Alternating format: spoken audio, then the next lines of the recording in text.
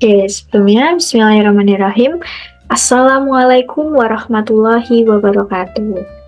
Bagaimana nih kabarnya anak-anak semua, dalam keadaan sehat kan? Oke, jadi hari ini kita akan belajar mengenai materi baru, yaitu mengenai perpindahan kalor. Nah, sebelum itu Ibu akan menjelaskan mengenai kalor. Kalor ini merupakan energi yang diterima oleh sebuah benda sehingga suhu benda akan naik atau melakukan perubahan wujud. Nah, perpindahan kalor dari suatu benda terjadi jika ada perubahan atau perbedaan suhu. Nah, jika benda itu suhunya sama, akan terjadi keseimbangan yang berarti tidak ada perpindahan kalor atau energi. Untuk agar kalian bisa paham mengenai materi kita hari ini, perpindahan kalor, nah di sini Ibu akan menunjukkan kita akan melakukan sebuah percobaan. Nah, untuk percobaan yang pertama itu ada mengenai percobaan benda konduktor dan benda isolator. Nah, yang kedua itu ada percobaan mengenai perpindahan kalor secara konveksi. Nah, kalian bisa langsung scan aja barcode-nya. Untuk kita yang pertama akan melakukan percobaan yang pertama terlebih dahulu ya. Nah, itu nanti kalian scan. Nah, jika sudah di-scan nanti akan muncul pada halaman web virtual lab, yaitu virtual lab dari amrita.olabs.edu.in. Nah, nanti sampai ketemu seperti yang ada pada layar. Nah, ini kita yang pertama silahkan masukkan semua benda yang ada di situ ke dalam gelas yang sudah berisi air panas. Nah, di situ ada 3 benda, yaitu yang pertama ada metal atau logam, yang kedua ada plastik, dan ketiga ada wood atau kayu. Nah, ini bisa dimasukkan ya. Kita lakukan percobaannya sendiri-sendiri di rumah. Ini bisa dibuka menggunakan handphone, tidak hanya menggunakan laptop, tapi menggunakan handphone juga bisa. Nah, kita masukkan satu-satu benda-bendanya ke dalam hot waternya, gelas yang berisi air panas. Nah, kemudian di situ ada jarumnya tuh. Nah, kemudian muncul tangannya memegang benda-benda itu, memegang benda metal, logam, benda kayu, dan benda yang plastik. Nah, kemudian ada jam lagi. Nah, terus tangannya pegang lagi. Nah, di situ ada informasi. Informasinya tertera pada layarnya ya. Nanti kalian boleh dicatat. Atau kalau belum mencatat, nanti kalian boleh ulangi percobaan ini. Nah, setelah sudah selesai kalian melakukan percobaan, nah di bawahnya ini tuh ada worksheet, ada lembar kerjanya. Nah, jadi di situ kalian disuruh menuliskan materialnya yang tadi kita sudah lakukan percobaan, itu ada material apa saja, dan ada kolom had become hot or had not become hot. Itu setelah 2 menit, yang setelah 4 menit.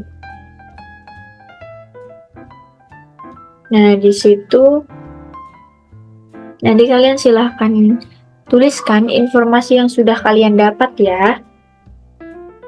Nah, bisa dituliskan di sini. Ini yang pertama kan tadi ada metal, yang kedua ada plastik, kemudian yang ketiga ada wood. Nah, nanti silahkan di sini dituliskan informasi yang kalian dapat tadi apa saja. Nah, setelah kalian melakukan percobaan di virtual labs Amrita tadi, kalian bisa menjawab soal-soal yang sudah tertera di layar ya. Yang pertama itu ada, apakah yang terjadi pada benda-benda yang dimasukkan pada gelas yang berisi air panas. Yang kedua ada, siapa benda yang bertindak sebagai konduktor dan isolator. Nah, yang ketiga, percobaan tersebut termasuk perpindahan kalor secara, nah tadi dari percobaan tadi perpindahan kalornya itu menurut kalian perpindahan kalor secara apa nih? Kan ada 3, konveksi, konduksi, dan radiasi. Nah, menurut kalian dari ketiga itu, dari ketiganya mana nih? Percobaan tadi itu termasuk percobaan yang mana? Yang konduksi, konveksi, atau radiasi? Nah, silahkan kalian tuliskan di kertas ya. Setelah kalian melakukan percobaan yang pertama dan sudah menjawab soal-soal yang sudah Ibu berikan, nah di percobaan kedua ini, kalian akan mengamati video yang sudah kalian scan nanti di barcode. Okay, now we're ready to do our experiment. And you can see here we have 3 glasses, 1, 2, and 3. And the water temperature is different in each of the glasses. One of the glasses has cold water, one of the glasses has room temperature water, and one of the glasses has hot water. Now, I'm not going to tell you ahead of time which one is which. We are going to try and see if we can figure out which temperature is in which glass based on how the food coloring is dispersed through each of the glasses. Now, I have blue food coloring and red food coloring, and I'm going to put a couple of drops of each color in each glass, and we'll see what happens. You can see as we put that in, the food coloring is being dispersed, it's spreading out through each of the glasses, and we want to be able to, you want your students to be able to make a conclusion based on how the food coloring spreads, what the temperature is in each of the beakers, and how that represents the motion of the molecules in each glass. Now, let's just let that sit for a second.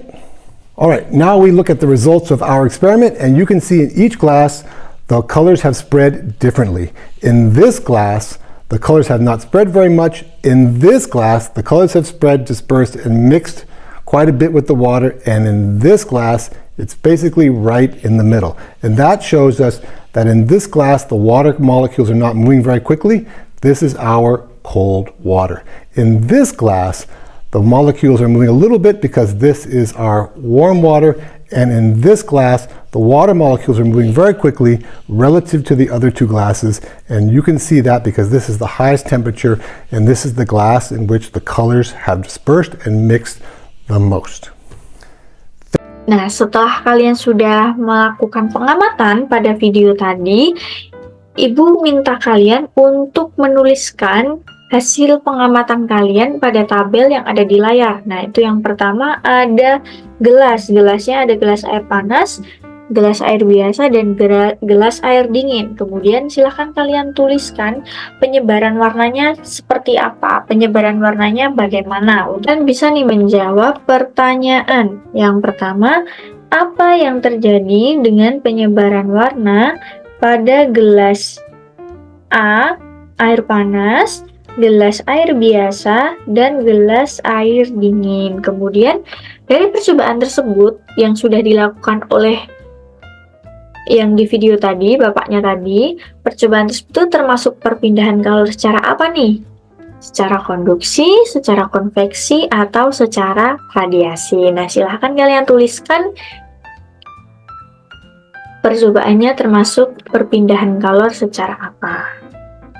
Nah, setelah kalian sudah melakukan percobaan tadi, di sini Ibu akan memberikan penguatan, memberikan penjelasan mengenai materi perpindahan kalor. Nah, di sini jenis-jenis perpindahan kalor itu ada 3. Yang pertama, konduksi, yang kedua, konveksi, yang ketiga adalah radiasi. Nah, untuk yang pertama, di sini ada konduksi.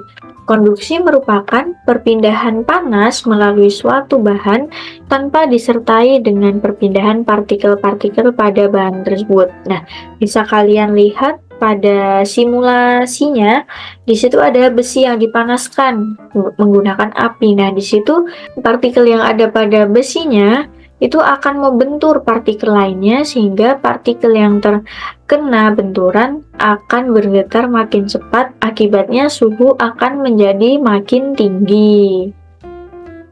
Nah, di konduksi ini benda itu memiliki dua sifat. Yang pertama, benda bersifat sebagai konduktor, dan yang kedua, benda bersifat sebagai isolator. Nah, untuk yang pertama ini, benda bersifat sebagai konduktor yang artinya benda atau bahan itu mampu menghantarkan panas dengan baik.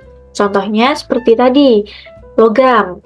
Nah, di sini untuk contoh-contoh di kehidupan sehari-hari seperti sendok logam, garpu yang terbuatnya juga dari logam, terus kemudian ada peniti seperti itu, jarum, dan benda-benda yang bisa menghantarkan panas dengan baik. Nah, selanjutnya untuk benda yang bersifat sebagai isolator itu merupakan bahan atau benda yang menghantarkan panas dengan buruk. Nah, di sini contohnya ada nih benda yang terbuat yang bahannya dari kayu seperti sendok nasi. Kemudian di situ ada kain lap yang terbuat dari kain buruk. Nah, selanjutnya di sini ada konveksi, perpindahan panas atau perpindahan kalori. Yang kedua adalah konveksi, yang artinya proses perpindahan panas dari suatu tempat ke tempat lain melalui perpindahan massa zat cair atau gas yang dipanasi dari tempat satu ke tempat yang lain disertai dengan partikel zatnya. Nah, contohnya itu ada memasak air, yang kedua ada cerobong asap, yang ketiga ada obat nyamuk. Nah, bisa kalian lihat di contoh gambar yang memasak air. Nah, di situ ada air dingin dengan kerapatan yang lebih besar itu akan turun karena dia dipanasi. Berarti kan yang panas yang bawah dulu. Nah, air panas dengan kerapatan yang rendah itu akan naik. Air panas yang ada di bawah yang akan terkena suhu tinggi lebih dulu, dia akan naik, dan kemudian air dinginnya akan turun. Jadi mereka bergantian. Nih, akan berputar terus bergantian. Contohnya seperti itu, pergerakan partikelnya dia akan berputar terus sampai nanti airnya mendidih. Di sini ada perpindahan kalor yang ketiga, ada perpindahan kalor secara radiasi. Nah, pengertiannya, perpindahan kalor secara radiasi ini perpindahan akibat gelombang elektromagnetik tanpa membutuhkan zat perantara atau medium. Nah, contohnya itu ada panas matahari yang sampai ke bumi, dan yang kedua, tubuh terasa hangat pada saat di dekat sumber api. Nah, selanjutnya, setelah Ibu menjelaskan tadi, Ibu harap kalian bisa jawab beberapa soal yang sudah Ibu tampilkan di sini. Ada 6 soal yang menjadi kesimpulan pembelajaran kita hari ini. Itu saja dari Ibu, kurang lebihnya Ibu mohon maaf. Terima kasih sudah mengikuti pembelajaran hari ini dengan baik, dengan seksama. Semoga kalian paham dengan penjelasan yang sudah Ibu berikan. Kalau begitu Ibu tutup. Terima kasih. Wassalamualaikum warahmatullahi wabarakatuh.